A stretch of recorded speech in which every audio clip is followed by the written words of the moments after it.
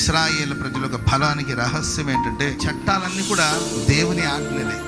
వాళ్ళు కొత్త కొత్త చట్టాలు ఏం పెట్టుకోలేదు. వాళ్ళ చట్టాలన్నీ కూడా ధర్మశాస్త్రం.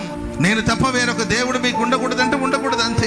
తల్లిదండ్రులు సన్మానించాలంటే సన్మానించాలంతే. వాళ్ళ రూల్స్ అండ్ రెగ్యులేషన్స్ అంతా కూడా దేవుని వాక్యమే. ప్రపంచంలో వాళ్ళు ఏ దేశానికి వెళ్ళినా అక్కడ క్షేమంగా బ్రతుకుతారు. వాళ్ళు కొంతమంది నాకు ఇక్కడ కలిసి రాలేదు, అక్కడ కలిసి రాలేదు, ఈ ఊరు కలిసి రాలేదు, ఈ దిక్కు నాకు కలిసి రాలేదు, ఈ గాలి కలిసి రాలేదు, ఈ నీళ్లు కలిసి రాలేదు, ఇక్కడ ఉప్పు నీళ్లు నాకు కలిసి రాలేదు, ఇక్కడ మంచినీళ్ళు నాకు కలిసి రాలేదు. కొంతమంది ఎవరన్నా నిందిస్తూ ఉంటారు. దేవుని ఆజ్ఞల మార్గమందు నడిచేవాడివే అయితే ప్రపంచంలో నీవు ఎక్కడున్నా క్షేమంగా ఉంటారు. ప్రపంచంలో ఎన్నో టెక్నాలజీ కనుగొన్న వాళ్ళు 90% యూదులు, ఇశ్రాయేలు ప్రజలు. ఏంటి వాళ్ళ విశేషాలు ఏంటంటే దేవుడు వారికి ఆజ్ఞాపించిన ఆజ్ఞల మార్గం అంతట్లో వాళ్ళు నడుచుకోవడం వల్ల ప్రపంచంలో ఎక్కడున్నా వాళ్ళని దేవుడు తలగానే ఉంచాడు. అమెరికా వెళ్తే అక్కడ తలగానే ఉంటారు, యూరోప్ కంట్రీస్కి వెళ్తే అక్కడ వాళ్ళ తలగా ఉంటారు.